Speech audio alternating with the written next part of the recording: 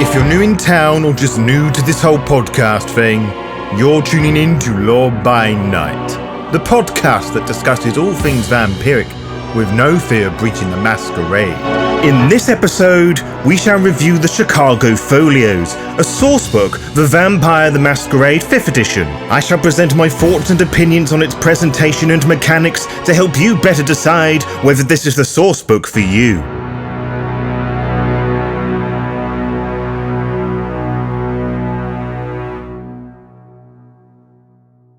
Back in the days when Onyx Path Publishing dealt with the vast majority of Vampire the Masquerade books in the 21st century, they would start the development of their books through the means of a site called Kickstarter, a global crowdfunding platform focused on creativity. In short, fans of the material would invest in products they wanted, rather than being hand-fisted tone-deaf ones.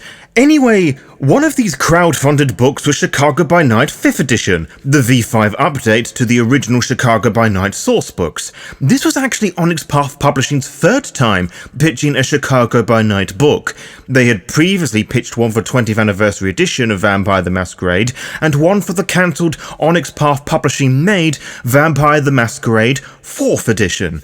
As a V5 source book, it reached its goal of $40,000 within 24 hours. By the end of the campaign, on the 29th of November 2018, it had raised over 119,000 US smackers. The book was released by Onyx Path Publishing as a full-colour hardback book on the 19th of February 2019, just before the dark times. By mid-December 2020, the 3rd/5th edition was the highest-selling horror role-playing game book of the year on DriveThruRPG. And in case you were curious, Onyx Path Publishing occupied 4 of the top 10 spaces that year. That, however, is not all, as Onyx Path used some of that additional money to produce 2 additional supplement books as stretch goals as part of the original crowdfunding project. The first of these books was the Chicago Folios, which was released on the 1st of April 2020.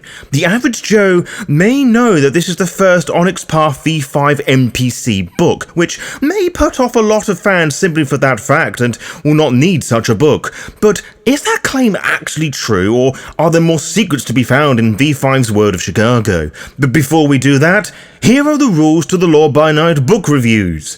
I will explore snippets of the lore, mechanics and rules found within the tome. I will look as to how they're presented and easily they're conveyed to new and old players alike. As this is a review written and presented by me, all thoughts and opinions are my own, so if you disagree with something I have said, that is totally fine. It does not mean that you're right and I'm wrong and vice versa. Additionally, this book was written and reviewed before I read Chicago by Night 1st and 2nd edition. As with my previous book reviews, I will start at the very beginning, which is the physical book itself, which currently sits nicely upon my lap. It is a letter-sized hardback book made out of that slightly squishy cardboard material, meaning that it will mark easily. That said, mine is currently free from such creases, despite the countless times I have read through the book, and even if it did mark in this manner, that did not bother me too much and it never would, but I know that sort of thing will annoy people. My solution to this is to purchase the PDF copy. The front cover of the book is a very visually striking piece of a couple out on the town, unaware of the falling vampire rapidly descending upon them, probably to take a large chunk out of their necks. Whilst I like the typeface of the title, which has the old typewriter noir detective vibe to it, I actually feel this is a very unappealing front cover with quite a bit too much red going on. The falling vampire doesn't look very convincing either, which I know is something difficult to achieve at the best of times, particularly with this chosen art style. The presentation grabs my attention for the wrong reason, and if I wasn't building my V5 library like the devoted hoarder I am, I doubt I would pick up the book based on the cover alone. The back cover mostly uses some artwork found in the book which has a more cultic feel, a femme presenting vampire taking a glug of blood out of a ceremonial cup, which I find more interesting, especially with my growing love for cults in vampire. The art within the book follows a similar format to that of their previous V5 book, Chicago by Night. The more lifelike art pieces do not quite blend with the rest of the established World of Darkness style, which is by no means a bad thing. They do not use models or have the need for a costume costume department, and what is provided is very good. It is just a notable difference that I feel is worth mentioning. However, some of these more lifelike pieces are ugly to look at, and not the Nosferatu I want to have fun with in an alleyway somewhere. It is a bit visually weak, most notably the scene on page 20. A lot of it, however, is very striking and keeps me invested with the book. There are some portraits that have the more usual Onyx Path styles that I have never been fond of. Long-time listeners of the podcast will know exactly what I mean, but for those who don't, it mostly takes the form of the character profile portraits in the character's chapter. It is not bad, it's just a style that does not appeal to me. The work of Michael Gaydos gives us these fantastic pieces at the beginning of each chapter with a far more impressive colour palette than the one he used on the front cover of the book. More importantly, they support and enhance each corresponding chapter brilliantly. Some of my favourite pieces take the form of the dreamlike vague portraits and illustrations of Drew Tucker on the Lore Sheets chapter, which is a very moving and melancholic presentation with an almost impressionistic approach. I also love the image on page 173. It is a badass and frightening illustration with really cool shades of purple. Now, I don't have anything intelligent or witty to say about it here, I just like it a lot. The pages are not blindingly white either, partly because of the quality of the pages is not magazine glossy white, but also because there is a city border that occupies the bottom of practically every page, which doesn't make the text difficult to read and makes even the imageless pages, as few as they are, interesting to look at. It is an interesting fusion that I really appreciate, really making the V5 book theirs, aesthetically speaking. When you open the book and read the opening story, you are greeted with the standard World of Darkness introductory chapter that details what the book aims to cover and what you will find inside. It begins by acknowledging a flaw in Chicago by Night 5th Edition that I barely touched upon, which is its overwhelming cast and scope of the city, how its intricate and plentiful its plots are. Whilst I said it is very inviting from newer STs to make the city their own, the tools and cast may well be too vast for the Virgin ST to do with, and it's just all too much. The Chicago Folios reminds the ST that it is not needed to include every single character if it is not needed to the story. Furthermore, it comforts the reader that this book is a good place to start if they want to include some of the ideas and a different set of characters, which I find a little confusing as more characters and plot hooks would just add to the already existing pressure, but the message is pleasant, albeit confusing all the same. It then carries on very much how Chicago by Night 5th Edition ended, with countless chronicle ideas based on a variety of themes for the ST and players to do whatever they please with, each one just spilling all over the chapters.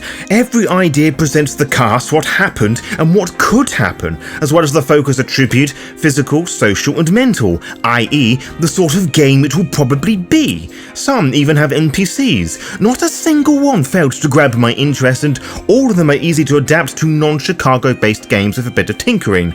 There are some differences that one should consider as well. Rather than taking up part of one chapter, these story hooks take up 4, with each chapter devoted to a different element or faction of Vampire the Masquerade. These chapters, surprisingly, take up a good half of the book, so there is a lot to explore here. Each of these hooks starts off with a short narrative focused on a character or two before presenting the different hooks, blending scene, character and narrative together, rather than presenting the hooks and being done with it. It is more organic this way and providing a bit of more focus for newer STs to latch onto rather than being thrown into the deep end. A smaller difference is that many of the Chronicle ideas have 2 attribute focuses. With so many plot points to discuss, it wouldn't be a great use of my time to explore each one in great detail, so let's explore a bit of each chapter so you get a general feel and not get too many spoilers. Chapter 1 starts with the ruling faction of Chicago, the Camarilla sect, who control the city much like they have always done, with the under-the-table deals and waving their dicks about proving who has the more powerful friends. Subtly, of course. This is the Camarilla after all. Everyone has something to lose and something to gain, as well as secrets they would rather not let out. With the aid of the players, they can dive into the secretive political meddling that is the essence of this game, using a variety of characters presented in this chapter and Chicago by Night. There are also plentiful handouts in the form of emails, text exchanges and so forth that the ST can use to as much or as little in sessions. Players can also have fun with Chicago by Night's infamous Succubus Club, some concerning members of its elite and a few hunters for good measure. Chapter 2 focuses on the other major players in V5, the Anarchs, who I felt were a little ignored in Chicago by Night. Not that I can blame anyone, cause fuck the Anarchs. Beef aside, there is a lot more cultural flavour to be had of this chapter. Stories on the Bahari cult and beckoning are found here, as well as tales about kindred wanting to jump ship and some more human elements of existing as an Anarch, more bound than the cold elders in the Ivory Tower. This is to be expected, given the nature of the Anarchs. Many of the plot ideas are also a lot more combat-focused, or rather, fueled by violent and frustrated aggression. Despite my annoyance with the Anarch sect as a whole, I've always believed they are the easiest sect for players to get involved with, as the Masquerade, the first of the traditions, is honestly just common sense. A more experienced ST could use these stories to introduce virgin vampire players to some of the more potent themes of vampire, as well as some of the more occult features. The third chapter takes a different approach by focusing on mortals and the independent clans, which, in the context of this book, mostly makes up the thin-blooded and Hakata, who would not get a proper write-up until Cult of the Blood Gods, which was in development at the time, and only a select few would have access to do manuscripts being handed out only to those who backed the Kickstarter, at least legally speaking.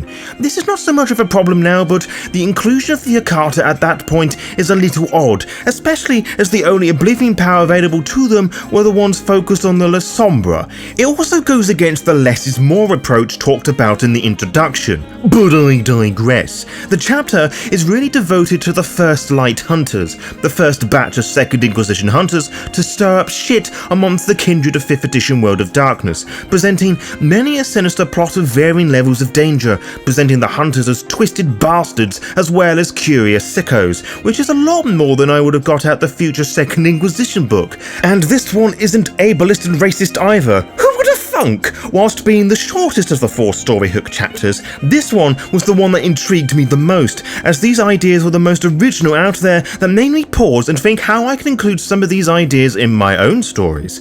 That chapter was not my favourite though, as it was the 4th and final story hook chapter that made me grin like the evil maestro that I appear to be. This chapter has plot points focusing on cults and heretical orders, which has just many positives as it does negatives. To start with the bad, as there isn't that much in my personal opinion, this follows the point I made regarding the Hakata that, whilst being a mute one at this point, is one worth making all the same. This chapter is obviously meant to tease upcoming material from Cults of the Blood Gods, with little of the core information about each of these cults for STs to run without the need of the additional books. The timing of the book releases does irritate me a little bit, but on the plus side, folks who enjoy the Cults of the Blood Gods material have more story hooks to play with. This is also the chapter that is the most prop heavy, which makes things a little annoying to read and digest. Now, regarding the positives, the chapter explores a lot of the darker and more spiritual natures of vampire, how the beast curses faith and religion,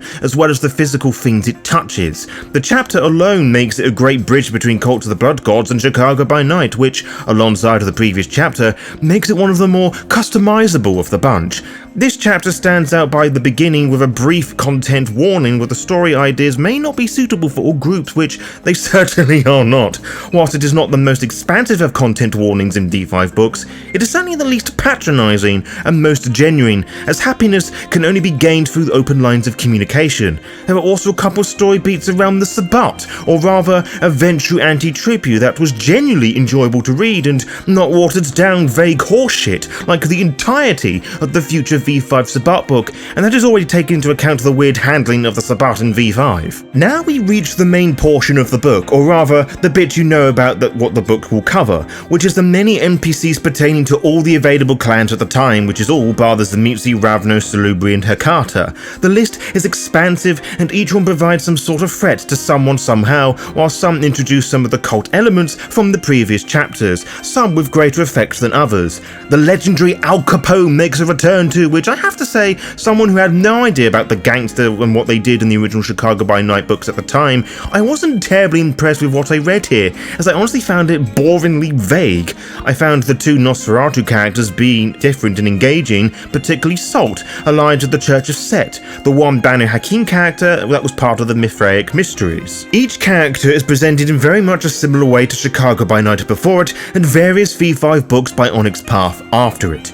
Each character begins with mortal days which, depending on the person in question, can last a couple of paragraphs or a page and a bit, fueling the narrative that people embrace people, and that these kindred didn't just pop into the universe's complex vampires. It is the morality and how they deal with their vampirism and the degrading fragments that is the memory of their humanity that makes these kindred complex characters. Following this is their existence as kindred with the Kindred Night section. The sex section, plots and schemes, presents about 3 goals and motivations for them, or ambitions and desires, if we translate that to PC character sheet territory. They are all varied and unique, as are their motivations.